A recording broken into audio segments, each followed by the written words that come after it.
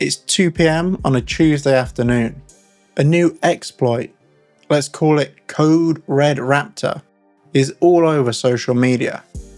Every CTI feed, every InfoSec influencer is screaming about it. Your security operations center is lit up. Your CISO is texting you demanding an impact assessment right now. You've got teams spinning up threat hunting queries. IOCs are already being ingested into the SIM. Your vulnerability management guys are scrambling for a patch that doesn't even exist yet. And you're trying to build a threat profile. But what if Code Red Raptor doesn't even exist?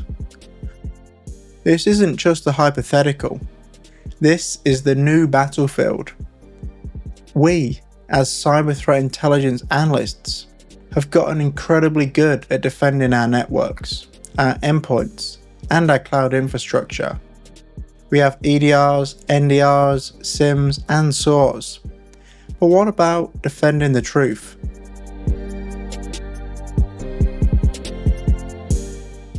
Welcome.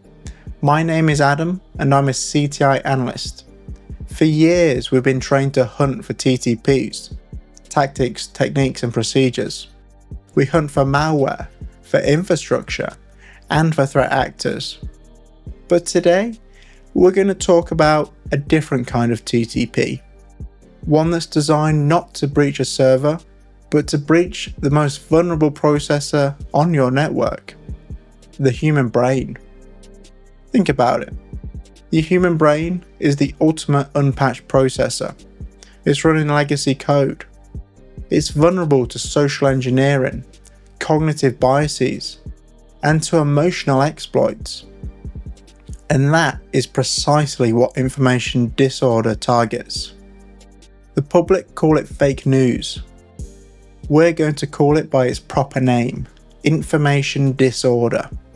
It's a formal intelligence discipline, and understanding it is no longer a nice to have skill. It is a core competency for any CTI analyst who wants to stay relevant. Because in our world, a lie can spread faster than malware, and it can cause just as much damage, like wasted resources, damaged reputations, and disastrous strategic decisions.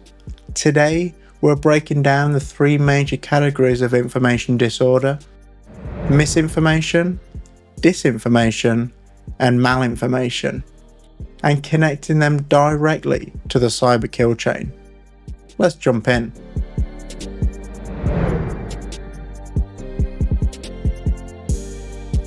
So, let's establish our framework.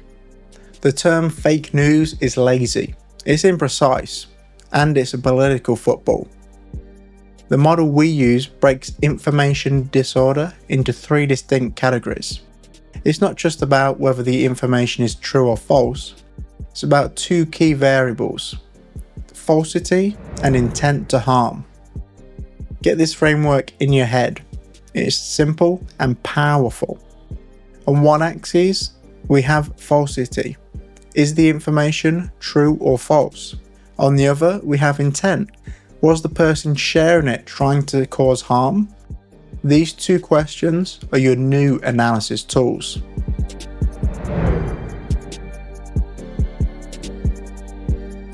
First up, misinformation. This is the most common type of information disorder. It's false, misleading, or inaccurate information that is spread without malicious intent. The person sharing it genuinely believes it's true. They're not an adversary, they're just, wrong. Okay, you're thinking, how does this affect me? My job is hunting APTs, not debunking my uncle's Facebook posts. Here's how. Noise. Massive, overwhelming, resource-draining noise. Misinformation is a massive resource drain. It's the well-meaning admin on a Reddit forum who finds an old, patched vulnerability, maybe misreads a CVE from 2018 and thinks it's a new bypass for a modern EDR. He writes a detailed post about it, and that post gets traction. It's the junior analyst who misinterprets a log file. He sees anomalous traffic from a new IP range and immediately writes a high priority internal report on a suspected intrusion. He forgot to check the change management log, and it was just a new backup system coming online. But now that report is being circulated. This noise clogs our intelligence feeds. It creates a fog of war. It leads directly to alert fatigue and analyst burnout. We waste precious analyst hours, our most valuable resource, just chasing these ghosts. We hunt for IOCs that don't matter, or TTPs that were just a mistake. Misinformation is the ultimate false positive, and it burns out our best people. But it can get quite complicated. One of the biggest problems in cyber threat intelligence created by this misinformation is circular reporting, or cytogenesis if you fancy. And this should scare you. Here's the scenario. A small, unknown threat intelligence blog, let's call it the Cyber Sniffers, publishes a list of 50 IP addresses they claim are a new botnet's C2 infrastructure. They have no proof, no technical analysis, no malware reversing. They just post it. At the first stage, a large automated threat intelligence aggregator, one of the expensive platforms you might pay for, scrapes this threat intelligence article by the Cyber Sniffers. It ingests this list, strips the context, and adds it to its platform, tagging it as new C2 activity. Next, a well-meaning analyst at a different company, let's call him Bob, is working on a report. He's a good analyst, just trying to be proactive. He queries his aggregated feed, and boom, there it is, 50 new malicious IPs. He trusts his tools. He writes his own blog post, uncovering the new botnet, and cites the aggregator as its source. Then, the original blog by Cyber Sniffers now edits their post. They had a link to Bob's report saying, as corroborated by other industry researchers. Do you see what just happened? A piece of complete fiction was laundered through our own ecosystem. It's like money laundering, but for data. A fabrication is passed through enough legitimate hands that it comes out the other side looking like vetted, actionable intelligence. It now looks like two independent sources have verified these IOCs. Now automation kicks in. Firewalls ingest the high confidence feed, and you're the one who has to explain to your head of IT why the new firewall rule you recommended just blocked the entire sales team from accessing a key partner's website. You're now playing defense against an adversary that doesn't even exist. All because of a single, well-meaning, but wrong blog post. That is the danger of misinformation.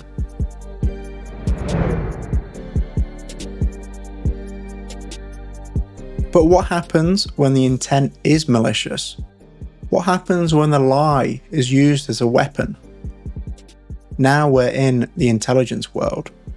This is disinformation. This is where the gloves come off. This is where information disorder becomes an offensive cyber capability. It's a payload, like any other, but instead of targeting a buffer overflow, it targets a cognitive bias. This is a crafted, deliberate, and targeted lie. It is an operation. And I use that word very deliberately. This isn't just some random troll online. It has a project manager, a budget, a list of objectives, and defined success metrics. It means teams of people A/B testing which headline creates more outrage. It means narrative developers, graphic designers, and technical experts building the delivery infrastructure. It's a TTP in an actor's arsenal, just like any phishing or SQL injection. The goal is to deceive, manipulate, and cause a specific, planned for outcome, like crashing a stock, causing a run on a bank, or getting a key security researcher fired. This isn't new. The intelligence community has been doing this for a century, calling it deception or psychological operations. The difference, and this is the critical part for us, is the scale, speed, and delivery mechanisms.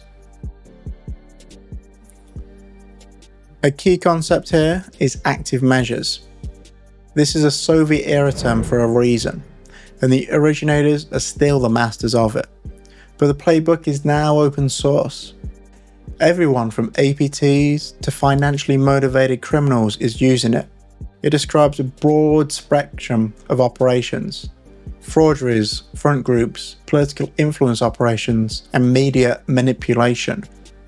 In the 21st century, cyber operations are the delivery vector for active measures. It's a blended operation. They create a dozen fake financial analyst personas on Twitter and LinkedIn. They spend months building their credibility, posting legitimate seeming analysis. They build a fake but professional looking news site with plausible names. They short sell a specific company's stock. They are monetizing the lie before it's even told. Then, they launch their disinformation payload, a leaked internal document amplified by their bot network, alleging a massive accounting fraud at the target company. As the stock begins to tumble, they might add a small, noisy cyber element like a DDoS attack to make the fraud story seem more chaotic and believable. This is the master stroke, because now the IT and security teams at the target company are too busy fighting fires to respond to the real threat, which is that narrative. The CTI analyst who only reports on the DDoS attack has missed the entire operation. The real TTP wasn't the flood of packets. It was the targeted disinformation campaign. The DDoS was just supporting fire. But the most classic, most direct link between CTI and disinformation is the false flag attack. This is hybrid warfare 101, and it's one of the most dangerous games played in our space. An operation is conducted by Actor A, but it's designed from the ground up, technically and narratively, to be attributed to Actor B. The cyber forensic part is what we already know. Using Actor B's known tools, maybe a slightly modified version, compromising infrastructure in Actor B's home country to use as a launchpad, leaving clues in the malware like code comments in Actor B's native language, or even compiler timestamps that align with Actor B's working hours. But that is only half the operation. The disinformation part is what activates this evidence. The moment the attack is discovered, Actor A's propaganda machine, their fake news sites, their troll farms, their independent analyst personas go into overdrive. They are the first to discover the clues. They post on anonymous forums, send anonymous tips to journalists and researchers. They are not just planting a flag, they are drawing the treasure map and handing it to us. They publish the detailed analysis, which they have pre-written, that pins the entire operation on Actor B. They are creating and shifting the narrative in real time. They are feeding the CTI community the very evidence we're looking for. As an analyst, if you don't understand this, you're just an observer. You're a pawn in their operation. You'll end up validating their false flag for them. Your report, your company's logo, your reputation for solid analysis is now being used as the final stamp of approval on their lie. You've done their job for them. This is why disinformation can be so dangerous if you don't have the tools to combat it.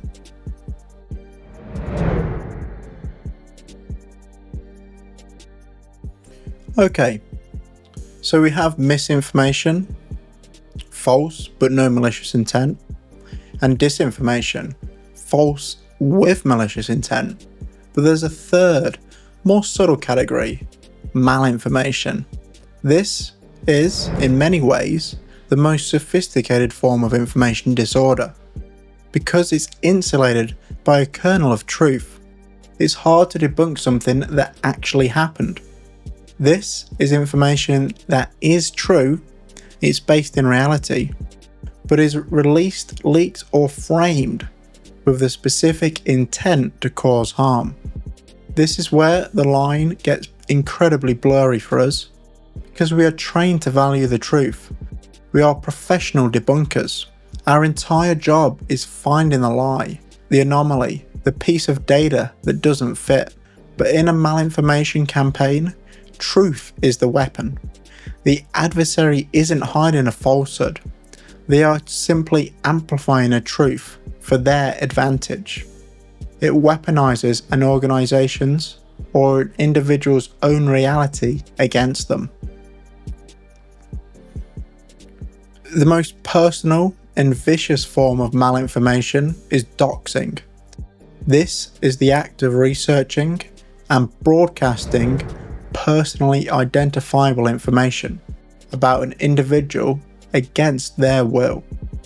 We're talking about home addresses, private phone numbers, family member names, personal email addresses, all technically true data. But when a threat actor dumps this information on a public forum, the intent is undeniably to cause harm. It's a targeted harassment campaign. It's an invitation for swatting, for physical intimidation, for harassment of an analyst's family. In our world, this is a retaliation and suppression tactic. A threat actor, angry about being exposed in your last threat report, doesn't just launch a DDoS against your company. They dox the analyst who wrote the report. They aim to silence you, to make you and your colleagues think twice before publishing again. It's a cheap, asymmetric, and terrifyingly effective psychological operation. Beyond these direct personal attacks, the most common form of malinformation in cyber threat intelligence is the hack and leak operation. It's the classic APT move. A threat actor breaches a company. They steal hundreds of gigabytes of internal emails. This is a real breach. The data is real and the emails are real. But what they do next is the malinformation campaign. The actor doesn't just dump all 100 gigabytes onto the dark web. That's very messy. A raw data dump is overwhelming. The real story, the one they want to tell, could be buried in those gigabytes of mundane scheduling emails. Instead, they curate it. This is the key word. They weaponize the truth. They become the editor of the victim's truth. They create a whistleblower persona on a secure messaging app. They build a whistleblower website. Then they selectively leak the most damaging information, often out of context. They leak the CEO's emails that show he was covering up a safety violation, but not the follow-up emails from an hour later where he fixed the problem. They leak the CFO's emails that show a secret, borderline illegal tax strategy, but not the external legal opinion that ultimately confirmed it was legitimate. They leak the internal research and development plans, but only for the project that's about to fail, making the company look incompetent. They are releasing the truth, but it's curated, twisted truth. They create a narrative of malice and incompetence by selectively redacting the context. As a CTI analyst, your job just got incredibly difficult. You have to confirm the breach, you have to analyze the real data that was leaked, And you also have to analyse the narrative that the threat actor is building around it. What aren't they leaking? Why this? Why now? You have to perform a negative space analysis. What's missing? Which department's emails aren't in this leak? Who is being protected? The absence of information can be just as strong an indicator as the information itself.